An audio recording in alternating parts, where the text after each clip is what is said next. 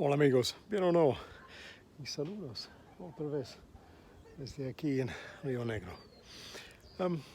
El tema de hoy es para recuerdo que hay una diferencia entre conversaciones, para decir más transaccional, como pide citas, pregunta para dirección, este tipo de conversaciones, y conversaciones más social, más informal, como hablando con tus vecinos o nuevos amigos. Ese es el tema de hoy. So, hello again. A lovely day here in Colombia. The theme of the day really is to remember that there is a difference between types of conversations. Some of the ones we practice for perhaps initially tend to be a bit more transactional. It's more like going into shops or restaurants to buy things, asking for directions, making appointments, these kind of things. With a very fixed end goal, you need to ask a couple of clear questions and then the whole thing works very easily.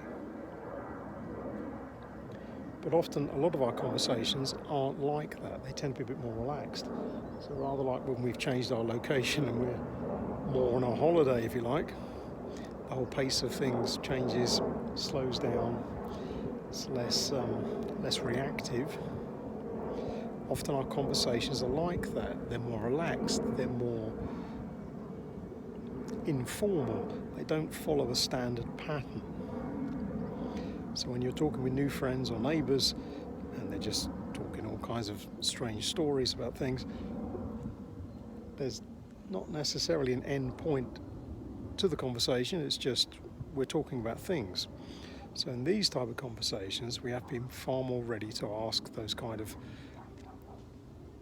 questions to encourage the other person to keep speaking so we can understand better what's going on. So things like, who is that? How does that work? Or, no, I don't understand, that's new to me. Small questions just to nudge the person to get them to explain a bit more about what they're talking about. So remember, there is a difference. One's not better than the other, but there is a difference.